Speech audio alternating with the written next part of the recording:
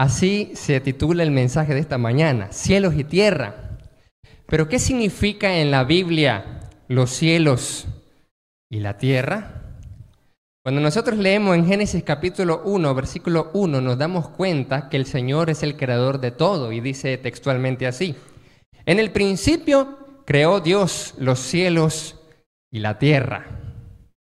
¿Por qué dice los cielos en plural y luego dice la tierra?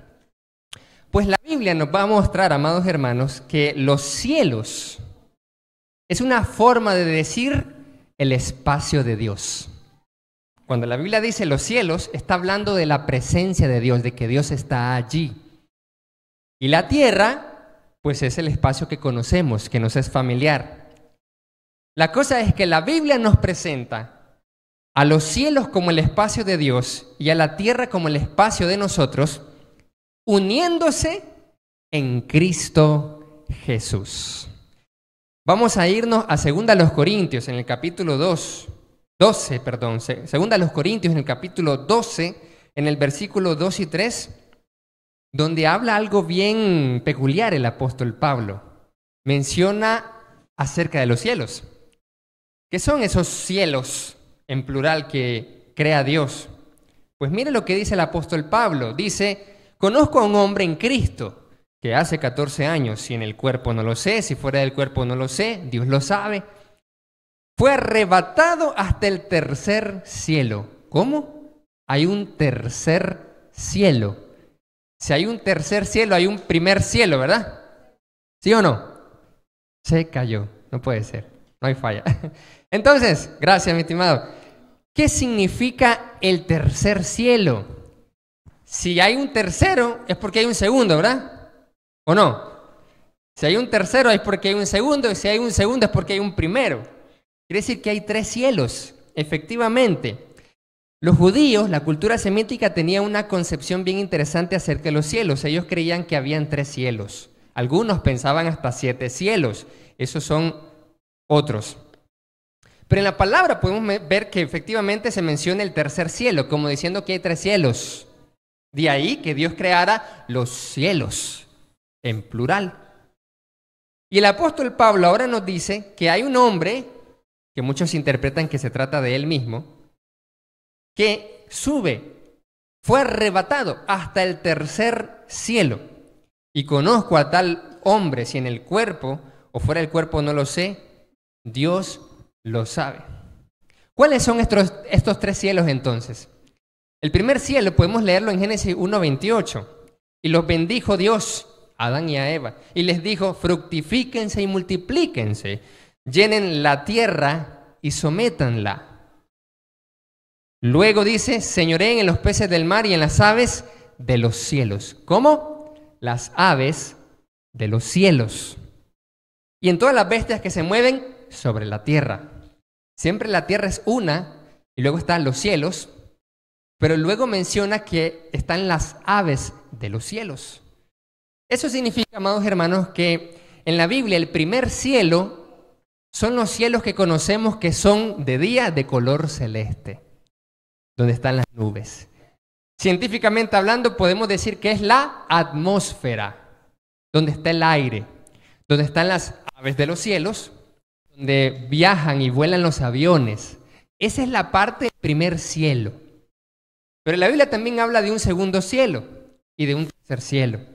Mire lo que dice aquí en Salmo capítulo 8, versículos 3 al 5. Dice: cuando contemplo el cielo, obra de tus dedos, y la luna y las estrellas que has creado. El segundo cielo entonces es el espacio sideral, el espacio exterior, el universo, donde está el sol, las estrellas, la luna, donde nosotros ahora podemos ver las galaxias, las constelaciones, las estrellas. Ese sería el segundo cielo. Ese segundo cielo es mucho más grande que el primero, ¿verdad? Porque el primero solamente es la atmósfera del planeta Tierra. Pero luego está la luna, mucho más grande. Las estrellas, mucho más grande. Entonces, para los judíos el segundo cielo está más allá del primer cielo, y ahí es donde se encuentran los astros o cuerpos celestes. Y hasta hoy los astrónomos le hablan así también, los cuerpos celestes, hablando de los planetas, por ejemplo, las estrellas. Pero está el tercer cielo. Y es donde dice 2 Corintios 12:4, dice que fue arrebatado al paraíso donde oyó palabras inefables que no le es dado al hombre expresar. El tercer cielo es el paraíso según el apóstol Pablo. Cuando hablamos del paraíso, entonces está más allá de los planetas, más allá de la luna, más allá de las estrellas, más allá de todo eso, está el tercer cielo y lo llaman la palabra el paraíso. En Salmo 103, versículo 19, dice, el Señor ha afirmado su trono en los cielos. ¿Cómo? El Señor ha afirmado su trono en los cielos y su reino domina sobre todos los reinos. ¿Y de qué estamos hablando en este trimestre con la ayuda de Dios? Octubre, noviembre, diciembre, que hemos nosotros, iglesia, nosotros hemos recibido un reino inconmovible. ¿Cuántos le dan la gloria al Señor? Hemos recibido un reino inconmovible, un reino de los cielos, un reino. Y ese reino dice que es el reino de Dios, que el trono está en los cielos y su reino domina sobre todos los reinos. Y de eso es lo que estamos hablando. Eso es lo que estamos analizando con la ayuda de Dios cada domingo. ¿Qué es el reino de Dios? ¿Qué es el reino de los cielos? Ojo, pero ¿ya se fijó? La Biblia lo llama ese reino, reino de los cielos. Por eso es que es muy importante que comprendamos qué significa o qué son los cielos. Porque el reino es de los cielos. El reino de los cielos. Entonces, ¿qué son los cielos? Hay 3 cielos y el tercer cielo ya es un ámbito espiritual donde está el trono de Dios. Pero la Biblia dice que Dios creó no solo los cielos, también la tierra. Creó Dios en el principio los cielos y la tierra. ¿Y sabían ustedes, amados hermanos, que los cielos y la tierra estaban en un lugar juntos? Ya entendimos qué significa el primer y el segundo cielo. Pero el tercer cielo es lo espiritual, la presencia de Dios. Porque ¿qué es lo que está en los cielos? El trono de Dios. El Padre Nuestro, ¿cómo dice el Padre Nuestro? Dice, Padre Nuestro que estás en los cielos. Eso significa que cuando la Biblia habla de los cielos, también muchas veces está hablando de la presencia de Dios. Los cielos es que Dios está allí presente. Padre Nuestro que estás en los cielos, santificado sea tu nombre, venga tu reino, hágase tu voluntad en la tierra como en los cielos. Hágase tu voluntad en la tierra como se hace en el cielo. ¿Por qué? Porque la historia de la Biblia es unir nuevamente, como al principio, en un punto, los cielos y la tierra. Así como lo escucha. Lo que pasa es que hoy los cielos y la tierra lo vemos muy separado, ¿verdad? Nosotros estamos aquí en la tierra y decimos, voy a ir al cielo, como algo lejano. Pero la historia de la Biblia trata de unir nuevamente. Y es que en algún momento estuvo unido el cielo y la tierra, efectivamente. ¿Saben cuándo fue? El jardín del Edén. El jardín del Edén, amados hermanos, es un punto de encuentro entre la tierra y los cielos. ¿Sabían ustedes que en la antigüedad a los lugares de culto se le llamaban lugares altos? De ahí la palabra altar. ¿Qué son los altares? Los altares son lugares de adoración, de culto. Es un altar. Porque de ahí viene lugar alto. ¿Y por qué un lugar alto? Porque era un lugar de acceso al cielo. Los lugares altos, entonces, eran puntos de encuentro entre lo sobrenatural, espiritual, lo celestial y lo terrenal. Allí, los altares, entonces, se convertirían luego en templos, en tabernáculos. Pero al principio hubo un tabernáculo, hubo un templo, el jardín del Edén. Pero vamos a ver lo que dice la palabra con respecto a eso. Mire qué interesante. Nos dice aquí, en Génesis 2:4 en adelante, el jardín del Edén. Dice, estos son los orígenes de los cielos y de la tierra nuevamente, cuando fueron creados, el día que Jehová Dios hizo la tierra y los cielos y toda planta del campo antes que fuese en la tierra y toda hierba del campo antes que naciese, porque Jehová Dios aún no había hecho llover. Muy bien. Entonces Jehová Dios formó al hombre del polvo, versículo 7, excelente. Verso 8, y plantó Dios un huerto en Edén, al oriente, y puso allí al hombre que había formado. Y Jehová Dios hizo nacer de la tierra todo árbol delicioso a la vista, bueno para comer, también el árbol de la vida en medio del huerto, y el árbol de la ciencia del bien y el mal. O sea, habían dos árboles, el árbol de la vida, el árbol de la ciencia o el conocimiento del bien y el mal. Entonces, el jardín del Edén es un lugar celestial, espiritual. Cuando uno lo lee, solamente ahí pareciera de que, y eso es lo que yo entendía cuando era pequeño, cuando iba a la clase de niños, escuchaba la historia de Adán y de Eva, entonces yo pensaba de que todo era el jardín del Edén terrenal, material, pero no es así. ¿Cuántos se han preguntado que por qué no se extrañó Eva que una culebra le estuviera hablando? No se extrañó, ¿verdad? ¿Qué pasa si una serpiente le habla a usted? Ay, mamita, hace eso ahí nomás, ¿verdad? ¿Qué significa eso, que una culebra me esté hablando? No es normal eso, que una serpiente le hable a usted. Pero hay algo interesante. La palabra para serpiente en hebreo, la raíz, seraf, también viene para la palabra serafín. Eso significa que posiblemente la serpiente realmente no era una culebra material, sino un ser espiritual. Era un ángel espiritual. Entonces uno comprende, quiere decir que no era un animal normal. Ahí podemos ver entonces que en el jardín del Edén cohabitaban seres espirituales y seres materiales. Habían seres vivos, terrenales y celestiales, espirituales y materiales, físicos y metafísicos, naturales y sobrenaturales, y eso es muy interesante. La serpiente como serafín. Pero también, ¿qué pasó cuando al final el ser humano cayó? Antes de llegar a eso, cuando uno lee el jardín del Edén, ¿dónde estaba? Uno infiere que se trata de Afganistán, Irán, todo ese sector, por los ríos que se menciona. El río Éufrates se menciona. ¿Y dónde está el río Éufrates? Pues en Medio Oriente. Pero hay una cosa interesante que a veces lo podemos pasar por alto, lo que dice aquí.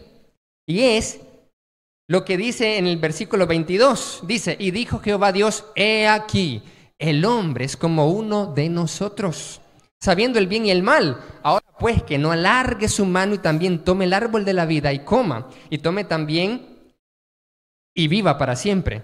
Y lo sacó Jehová del huerto del Edén para que labrase la tierra de que fue tomado. Echó pues al hombre y puso al oriente del huerto del Edén querubines y una espada encendida que se revolvía por todos lados para guardar el camino del árbol de la vida. Los echó y puso querubines. ¿Dónde están esos querubines? ¿Dónde están esos querubines? No lo podemos ver. ¿Qué significa esto? Significa que el jardín del Edén original pudo haber estado ahí, efectivamente, donde está el río Éufrates y los demás ríos, pero había allí una dimensión espiritual que se sobreponía también. A tal punto que el jardín del Edén y el árbol de la vida que está en el jardín del Edén es algo espiritual y que hay querubines, pero no es el territorio específico donde está el río Éufrates. Con este análisis podemos darnos cuenta que el jardín del Edén es un lugar tanto físico como espiritual. Es un lugar donde el cielo y la tierra se unen en un mismo lugar, pero el ser humano se quiso apartar de Dios. Como dice Isaías, capítulo 59, versículo 1 y 2. Dice, no es que Dios no quiere escucharnos cuando oramos, sino que son sus pecados. Pero vuestros pecados, dice, sus iniquidades han hecho separación entre Dios y nosotros. Y sus pecados hacen que oculte su rostro para no escuchar. Ahí es donde Dios se esconde. Escondió su rostro de la humanidad, el Señor, Dios Todopoderoso, por el pecado. porque Él es santo, santo y santo. El hombre entonces fue expulsado del Edén. Y al ser expulsado, pocos tenían la oportunidad de volver a estar en su presencia. Porque ¿qué significan los cielos? ¿Quién está en los cielos? Dios, amén. Estar en los cielos es estar en la presencia de Dios. Pero ¿dónde puedo encontrar aquí en la tierra, si la tierra está alejada de los cielos? ¿Dónde puedo encontrar la presencia de Dios? Es allí donde aparecen los templos, los sacrificios y los tabernáculos. Mire qué interesante. Los templos, ¿qué son? Son lugares donde se manifiesta la presencia de Dios. Los templos son, como dijimos, lugares altos, altares, donde normalmente se colocaban en montañas, en montes, para acceder a lo celestial. Allí, el cielo y la tierra se unen, lo natural y lo sobrenatural se unen. Tanto el tabernáculo, y aquí viene lo interesante, tanto el tabernáculo como el templo de Jerusalén, ¿saben cómo estaban decorados? ¿Cómo dice la Biblia que estaban pintados, pues? ¿Cómo estaban decorados? Con plantas de frutas, flores, imágenes de ángeles y joyas y oro y piedras preciosas y metales preciosos. ¿A qué les recuerda las plantas, los frutos y las flores? Al jardín del Edén. El tabernáculo entonces, el templo también, hace memoria al israelita del jardín del Edén. Entonces el jardín del Edén era una especie de templo, correcto, porque ahí habitaba la presencia de Dios. Y Dios se paseaba en el huerto. ¿Se acuerdan cuando buscó al hombre? Hombre, ¿dónde estás tú?, le dice.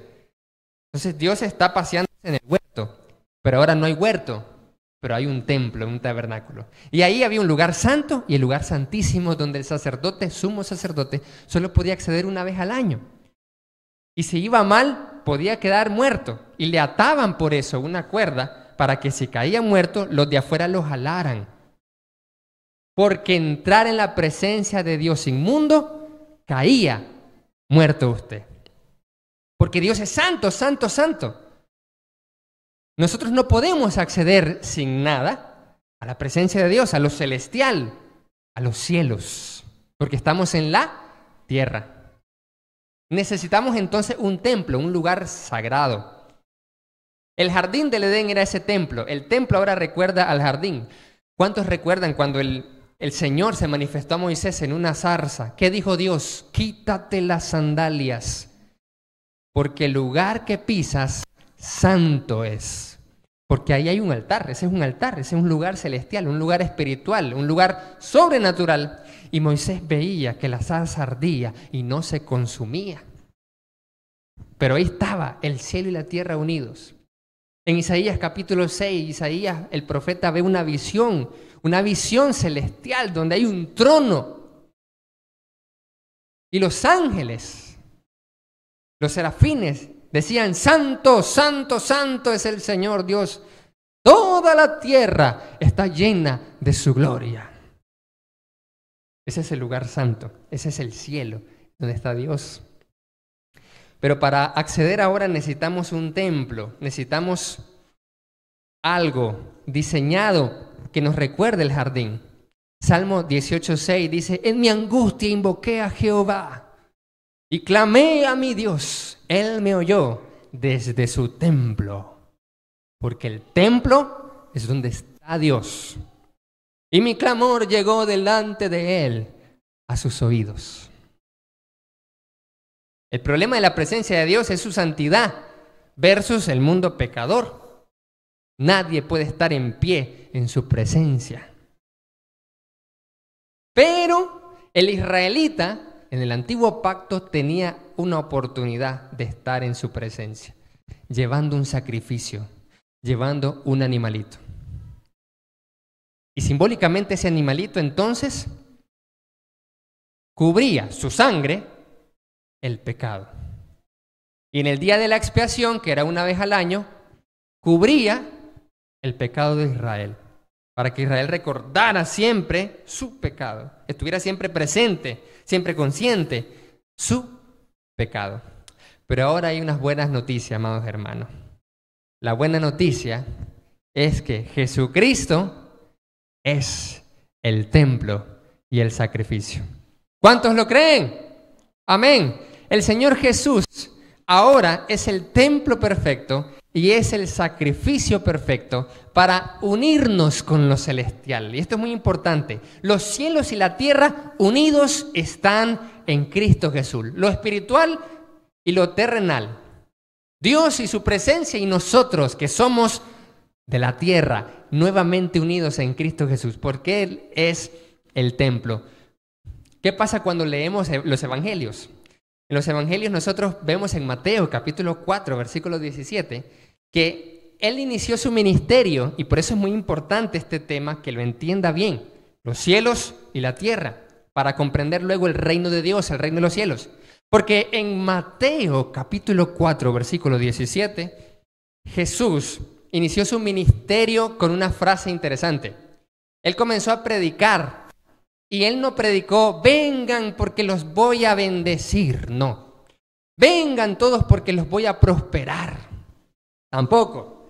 Vengan porque les voy a hacer que vivan una vida como de rico en la tierra, no es cierto, así no comenzó, ni siquiera, mire qué interesante, tampoco Jesús comenzó su ministerio diciendo, gran campaña de sanidad, cruzada de salud. Así se le hubiera puesto la gente, ¿verdad? Un montón. Y eso que luego de hacer milagros, el montón de gente le seguía. Pero qué manera más magnífica y gloriosa de comenzar el ministerio diciendo, gran campaña de sanidad, hagan fila todos los enfermos. ¡Boom! O sea, un lanzamiento de marca, un lanzamiento de producto. Pero no fue así. La forma en que Él comenzó su ministerio fue, arrepiéntanse. ¿Cómo? Arrepiéntanse, porque el reino de los cielos se ha acercado. En el principio creó Dios los cielos y la tierra, pero luego nos separamos de los cielos y nos quedamos solos en la tierra. Y ahora Jesús está diciendo que los cielos, el reino de los cielos, está cerca en la tierra. La buena noticia del Evangelio, hermanos, amados, amigos, es traer el cielo a la tierra. Y eso es lo que vino a hacer Jesucristo. Porque de tal manera amó Dios al mundo que ha dado a su Hijo unigénito, para que todo aquel que en Él crea no se pierda, mas tenga vida eterna. Vino entonces, y la palabra nos dice que Él dijo, el reino de los cielos está cerca. El reino de los cielos lo van a ver muchos de ustedes, le dijo Jesús a sus contemporáneos, venido con poder. El reino de los cielos va a venir con poder. ¿Cómo? ¿Los cielos en la tierra? Exacto. Ese es el punto de la Biblia. Ese es el punto de la Escritura. Pero yo pensé, hermano, que el punto de la Biblia es qué hacer para ir al cielo, no que el cielo venga a la tierra. Es correcto. Nada que ver con... Porque muchas veces vemos a las religiones de pórtate bien y vas al cielo y la tierra nunca se acaba. Entonces no es así. Para que nosotros podamos heredar el reino eterno de los cielos, debemos de hacer que nuestra realidad ya sea como los cielos. Es mentira que pueda heredar el reino de los cielos cuando usted vive con gran felicidad lo terrenal y su corazón está bien apegado a la tierra. Eso no puede ser.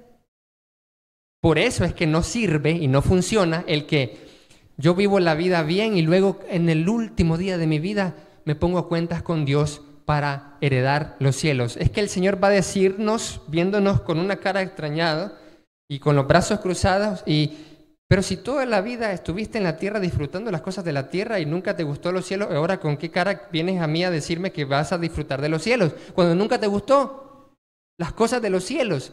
Siempre estuviste enamorado de las cosas de la tierra. Es por eso que la palabra nos dice que no pongamos la mirada en las cosas de la tierra, sino en las de en arriba, donde está Cristo escondido, donde está nuestra vida está escondida en Cristo Jesús. Entonces, hermanos amados, los cielos tienen que venir a la tierra. Y esa era la predicación de Jesucristo. El reino de los cielos se ha acercado. Cuando Jesucristo comenzó a sanar, entonces, al iniciar su ministerio, Él sanaba a todo tipo de personas, incluso a los leprosos. Y, ¿qué hay con los leprosos? La ley le prohibía a usted tocar a un leproso, porque primero se contagiaba y luego quedaba impuro. Así que todos tenían que huir del leproso. Y todas las enfermedades que la ley de Moisés describe, y hay protocolos, entre ellos el protocolo de los leprosos, que hay que aislarlos fuera de la ciudad, era una alusión al pecado. Todas las cosas inmundas, cuando la Biblia dice inmundo, inmundo, inmundo, habla de enfermedad, del flujo de la mujer mensual también era inmunda un tiempo, si la tocaba era inmundo, las cosas enfermas y las cosas de muerte eran inmundos, porque todo eso anunciaba o señalaba el pecado. Y Dios es santo, santo, santo. La cosa es que si usted tocaba algo inmundo, usted quedaba inmundo. Si usted tocaba un muerto, quedaba inmundo. Si usted tocaba un leproso, quedaba inmundo. Pero ahora Jesús anuncia el reino de los cielos. Él dice que el reino de los cielos está aquí. Y Él, cuando toca a un leproso, no queda inmundo Él, sino que purifica al leproso. ¿Ya se fijó el contraste? ¿Amén? Es un gran contraste. Él no es llenado de inmundicia por el leproso. Él purifica al leproso. Él purifica al leproso. Es porque los cielos se han acercado. Jesús lo dijo, si ven que los mudos hablan, los sordos oyen, los demonios son expulsados, es porque el reino de Dios, el reino de los cielos está aquí, cerca, está aquí. Cristo entonces es el templo de Dios. Jesús puede hacer eso porque Él es el templo de Dios. Él trae el cielo a la tierra. Él trae lo celestial y lo espiritual porque es el templo de Dios. Colosenses capítulo 2, verso 9 dice, porque en Él, en Cristo, habita corporalmente toda la plenitud de la deidad. Y eso lo vimos en los trimestres pasados. Y cuando ahí dice la palabra habitar, literalmente se puede traducir como tabernáculo. ¿Cómo? Él hizo su tabernáculo entre nosotros. Dios hizo tu templo en la tierra, en Cristo Jesús. Y eso no lo entendían los fariseos. Cuando Él mismo dijo, Jesús, que destruiría el templo y en 3 días lo iba a reedificar, no se refería al templo de Jerusalén, sino se refería a su propio cuerpo, que era templo de Dios. Y si templo de Dios, un lugar celestial. El cielo traído a la tierra. Es por eso que tiene sentido el Padre nuestro. Padre nuestro que estás en los cielos, santificado sea tu nombre. Venga tu reino. Hágase tu voluntad en la tierra como en el cielo, porque debemos hacer que el cielo esté presente en esta tierra a través de nosotros, para que le guste lo celestial y luego herede. Pero si, por ejemplo, a usted o a mí, pregúntese, ¿le gustan las cosas celestiales? ¿Le gustan las cosas espirituales? ¿Le gusta orar? ¿Le gusta congregarse? ¿Le gusta cantar alabanzas? Si a usted, por ejemplo, no le gusta cantar alabanzas, ¿cómo piensa heredar el reino de los cielos si vamos a cantar alabanzas allá? No podemos. Si no nos gusta congregarnos, por ejemplo, si no nos gusta pasar con los hermanos, ¿cómo puedo pensar que voy a pasar una eternidad aguantando al hermano que no me gusta ni siquiera verlo el domingo? No tiene sentido. No tiene sentido. Por eso es traer primero el cielo a la tierra. Juan el Bautista dijo que Jesucristo también era el sacrificio. Él dijo con respecto de Jesús, Juan el Bautista, he aquí el Cordero de Dios que quita el pecado del mundo. Al quitar el pecado del mundo, este Cordero, como sacrificio perfecto, es que puede hacer que lo celestial venga a la tierra. Amados hermanos, la Biblia nos dice algo poderoso. ¿Cuántos están en Cristo? Amén. Dice la Biblia, Gálatas 3:27. De modo que si alguno está bautizado en Cristo, de Cristo está revestido. Todos los que están en Cristo ahora gozan de un lugar celestial. Y no me refiero a un lugar allá, sino a un lugar aquí, porque el reino de los cielos está aquí. Efesios capítulo 2, 4 en adelante. Y esta es la palabra que no se les debe olvidar en esta mañana. ¿Cuántos quieren recibir palabra? Amén. Esta palabra, luego de haber analizado y comprendido usted todo lo anterior, esto es importante que lo reciba en esta mañana. ¿Qué cosa? Dice así, Efesios 2, 4 en adelante. Pero Dios, que es rico en misericordia por su gran amor con que nos amó, aun estando nosotros muertos en pecados, nos dio vida juntamente con Cristo. Por gracia son salvos. Amén. ¿Cuántos son salvos por gracia? Amén. Y luego dice el verso 6. Una vez que usted es salvo en Cristo, juntamente con Él nos resucitó. Y asimismo nos hizo sentar en los lugares celestiales con Cristo Jesús. Usted, hermano que está en Cristo, ¿saben qué está sentado? No en una silla, está sentado en un lugar celestial. ¿Cuántos le dan la gloria al Señor? En un lugar celestial. Porque ahora la presencia del Espíritu Celestial está en nosotros y nosotros somos ahora templo de Dios. Lo que pasa es que Satanás lo que quiere hacer es que usted olvide esto. Y al olvidarse de eso, usted se va de la iglesia, se aparta, se desanima, se desespera, pierde su fe, cae en pecados, porque lo olvida. Pero Jesús dijo, el reino de los cielos está aquí. Y ahora no importa adorar en Jerusalén o en este monte, sino que Dios busca verdaderos adoradores que le adoren en espíritu y en verdad. Así que donde el Hijo de Dios, el cristiano en fe, ande, ahí es un lugar celestial. Porque estamos sentados en los lugares celestiales. Amados hermanos, estamos sentados en los lugares celestiales. ¿Cómo le hace sentir esto? ¿Cómo le hace sentir esto? Ahora, los amigos que todavía no se han bautizado, todavía no lo han experimentado, por lo tanto no pueden decir, bueno, sé cómo se siente, todavía no. Pero a eso le invitamos siempre, a que pueda experimentar la plenitud de la deidad.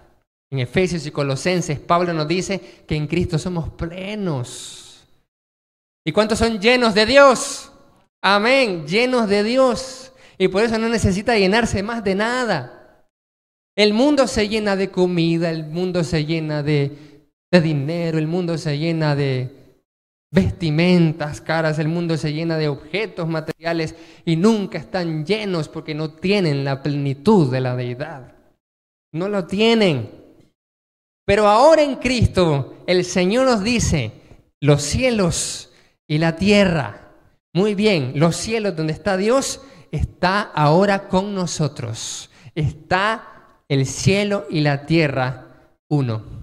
Y luego, como vimos el trimestre pasado, el Señor va a destruir todo para luego habitar eternamente en el reino eterno de los cielos. Y entonces tener y experimentar un cielo nuevo y una tierra nueva en donde mora la justicia. Pero para llegar a eso, aquí debe ser la iglesia. La iglesia son lugares celestiales. La iglesia es un lugar celestial, porque la iglesia es templo de Dios. Y al ser templo la iglesia, entonces es un altar de adoración. El apóstol Pedro dijo, así que ofrezcamos por medio del sacrificio. Porque somos piedras vivas y sacerdocio santo. Y por medio de Cristo vamos a ofrecer sacrificios al Señor. Ahora somos sacerdotes en este templo también, que podemos acceder al Padre. Lo que pasa es que esto muchas veces, como lo han escuchado muchas veces en el mundo, las personas no lo valoran. Y eso es lo malo de la gracia excesiva. Porque la Biblia dice que cuando abundó el pecado, sobreabundó la gracia. Pero luego el ser humano ha estado tan harto de escuchar la gracia y el amor de Dios que han convertido el evangelio y la gracia de Dios en libertinaje. Así que no importa si estamos en el mundo o no, no importa si voy a la iglesia o no, si estoy en Cristo o no, Dios está conmigo. Todas las personas del mundo que no han estado en Cristo jamás creen que están con Dios, creen que están en conexión íntima con lo espiritual y por lo tanto no necesitan obedecer el evangelio.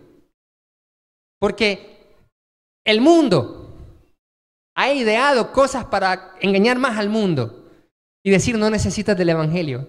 Porque Dios nos bendice, entonces nos engañamos a nosotros mismos pensando que si nos va bien en la vida es porque Dios está allí bendiciendo. Por lo tanto, nunca obedece a Cristo, nunca se entrega en las aguas del bautismo porque no lo ve necesario, porque no le hace falta, porque no ve la diferencia. ¿Ya se fijó? No ve la diferencia entre estar sin Cristo y estar con Cristo, porque el diablo nos ha engañado pensando de que Dios está con usted y que lo bendice. Así que entonces, ¿qué le va a hacer falta a las cosas espirituales? No le va a hacer falta. Pero ese es un engaño, amados hermanos, es un engaño del mundo. Nos han engañado, nos han timado, nos han engañado, nos han hecho creer que usted puede llevarse el beneficio sin pagar el precio. El costo. Eso es lo que nos vende el mundo, una gracia barata, un evangelio barato, donde se trata de vivir lo terrenal y luego al final voy a lo celestial. Cuando el evangelio es el reino de los cielos, está en la tierra y debemos de vivir y experimentar ese cielo en la tierra. Ese es el sentido que tiene el Padre nuestro cuando dice, hágase tu voluntad en la tierra como se hace en los cielos. En otras palabras, Señor, ayúdame a vivir el cielo en la tierra. Eso es lo que debemos hacer. A vivir el cielo en la tierra. Amados hermanos, hemos visto esta mañana cómo la Biblia nos ilustra los cielos como el espacio de Dios y la tierra como el espacio de nosotros. Y que estos dos espacios se unen en Cristo Jesús. ¿Cuántos están en Cristo? Amén. ¿Cuántos a veces se han olvidado que están en Cristo y ahí fallan? Amén. Yo he olvidado muchas veces y ahí es donde me deslizo. Ahí es donde pierdo la fe, pierdo la esperanza, me lleno de ansiedad, de depresión, de preocupación. Pero cuando recuerdo nuevamente que la Biblia me dice que nada nos separará del amor de Dios, entonces nos llenamos de fortaleza. Amén. Nada nos separará del amor de Dios. Nada. Somos amados por Dios. Amén. Usted es amada por Dios, hermana. Amén. Usted es amado por Dios. Amén. Todos son amados por Dios. Solo que no todos obedecen al evangelio. A eso se refería entonces, hermanos, cuando Cristo dijo: el reino de los cielos estaba cerca, porque por el pecado se había alejado, pero que ahora en Cristo Jesús se reúnen todas las cosas para gloria del Padre. Amén. Por ende, iglesia, siéntase ya sentado en un lugar celestial. ¿Por qué? Porque tenemos comunión con Cristo Jesús y los cielos, la presencia de Dios, y la tierra, nuestro espacio, están unidos en Cristo Jesús. Así que como iglesia estamos plenos en Él. Nos sentimos plenos en Él, amén. Nos sentimos plenos. Al comprender entonces la naturaleza de los cielos, va a tener una convicción clara de qué significa esto. Ya no importa el dolor incómodo de experimentar las cosas feas de la tierra. ¿Por qué? Porque usted va a encontrar plenitud disfrutando ya del cielo desde ya, al enfocar su mente en Cristo y no en lo terrenal. No si le hace falta o no le hace falta aquello que por lo cual a veces se aflige y pierde la fe. No, ya no importa, porque tenemos esperanza en los cielos, pudiendo experimentar ya esos cielos desde ya, porque el reino de los cielos está aquí, en la tierra. El problema de no experimentar bienestar en la tierra se borra completamente desde nuestro interior cuando brotan ríos de agua viva. Y por ende el deseo de vivir bien y en prosperidad se cumple desde ya en los cielos. Desde ya. Y eso es lo que Jesús se refirió cuando dijo que de su interior correrían ríos de agua viva. Si alguno, dijo Jesús, tiene sed, venga a mí y beba. ¿Sed de qué? Sed de todo lo que le preocupa. Sed del dinero, sed de pagar su deuda, sed de agua, sed de hambre, sed de preocupaciones, sed de todo lo que quiere llenar en su vida porque siente ese vacío. Jesús dijo, si alguno tiene sed, que venga a mí y beba, y de su interior correrán ríos de agua viva. ¿Cuántos dicen amén? Gloria al Señor. Eso es lo que nos dice la palabra. Si lo había olvidado, ya no lo olvide, hermano. Y amigo, que aún no tiene Cristo Jesús, el Señor lo está llamando.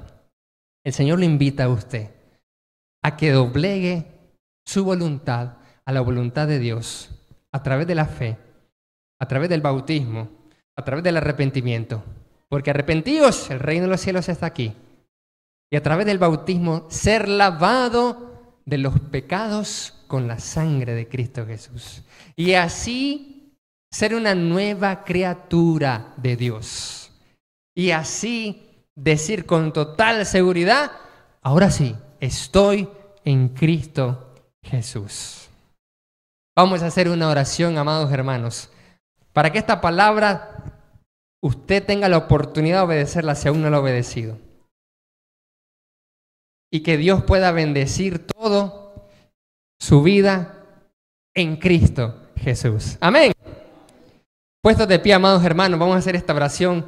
Y va a ser la oración de cierre, la oración final, la oración de bendición. Y luego vamos a pasar a lo que sigue. Oramos. Gracias, Padre, porque estamos en Cristo Jesús en lugares celestes. Gracias porque unes el cielo y la tierra en tu Hijo amado. Porque nos amaste de tal manera que la vida de Jesús no fue escatimada, sino que fue derramada para el perdón de nuestros pecados. Gracias, Señor, porque nos perdonas, nos limpias de todos nuestros pecados. Por la fe en su sangre somos justificados y por ende seremos salvos del día de la ira. Gracias, Señor. Te rogamos que bendigas a la iglesia, que podamos siempre recordar esta verdad espiritual. Y a los amigos que aún no han obedecido el Evangelio, dale, Señor, oportunidad, que el Espíritu los convenza para que puedan tener el chance de obedecer el Evangelio de Jesús. Y de esta manera experimentar los cielos en la tierra. Y así aguardar la esperanza bienaventurada que nos va a traer tu Hijo amado. Te rogamos, Señor, que haya recibido cada acto de adoración de este culto como algo agradable a tu presencia, porque estamos y reconocemos que estamos en tu presencia. Alabado y glorificado sea tu santo nombre y te rogamos que nos ayudes a hacer tu voluntad como se hace en los cielos. En el nombre de Jesucristo rogamos que nos lleves con bien a los que van a sus hogares y que te quedes siempre con cada uno de nosotros. En el nombre de Jesús, el Cristo, pedimos y te damos gracias. Amén. Pueden tomar